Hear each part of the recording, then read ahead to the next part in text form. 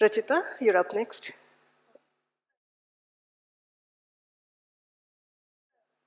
So I actually don't have slides, so is it okay if I sit here and talk? Okay, great. So I thought I'd actually talk about a couple of things that have really shaped how IDR has grown with respect to people in capacity in the last 2.5 years, which is roughly the time that we've been around. The first thing I'd like to talk about is our business model. The second is around governance and how we prioritize building our own capacity pretty early on in our journey. And the third is around how we use tech. So sort of look back to 2016, we hadn't started IDR yet, and we were looking for funders. And we had a meeting with Ashish Dhawan.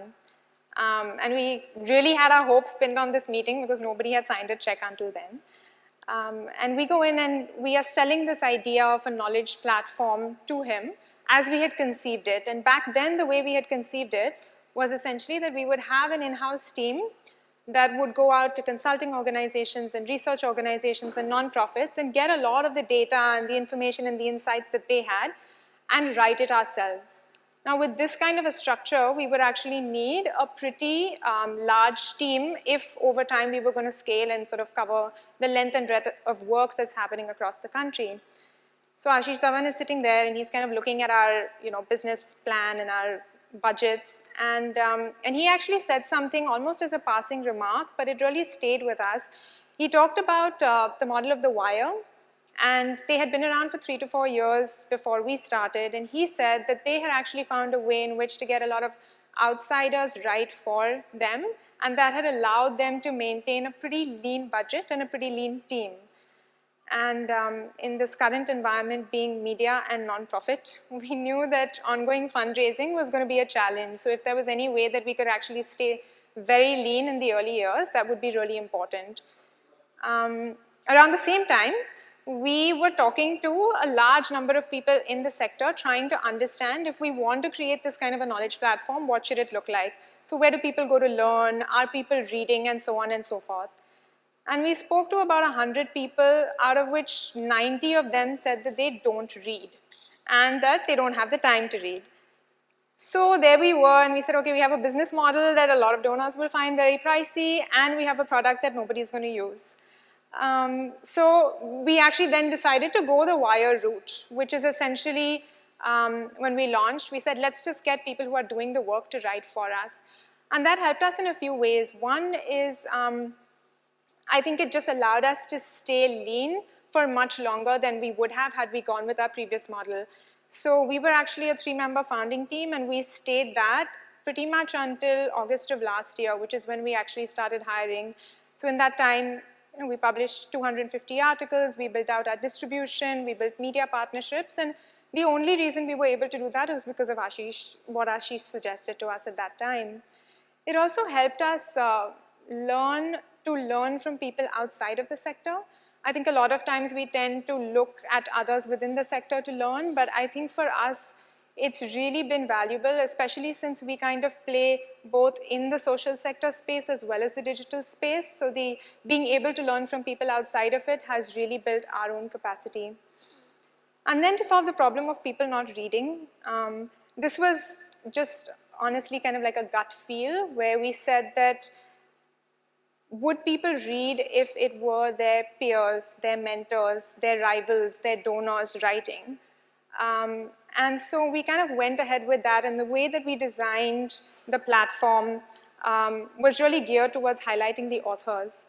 And thankfully, we found that that's what people were really interested in. So it's changed since then, but in the first year, a lot of our readers were actually clicking on who was writing, whom they knew, whom they wanted access to, and so on.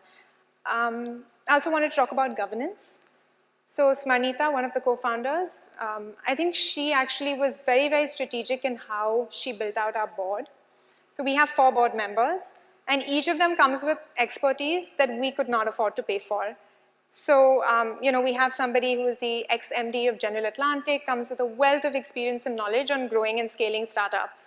And he has been an invaluable resource just to lean on as we think of growing IDR. We have somebody else who's a finance specialist. We have another person who is an economist by training and sort of worked at the Center for Policy Research and brings a lot of that experience to bear. And then our fourth board member is a leadership coach. And she actually worked with the three of us pretty much from day one, both individually as well as a group, to build our own leadership capabilities, but then also work with us together so that we could be the best partners for each other as we build IDR out. So that's really been tremendous. And then we've also been very fortunate in the early days to have donors and partners like CSIP and others that enabled us to attend capacity building workshops. So 3 out of 4 senior member team has attended the Dastra Leadership Program, or the SNMI program that Ashoka, that CSIP does with Harvard. And Gaurav, you were talking about networks.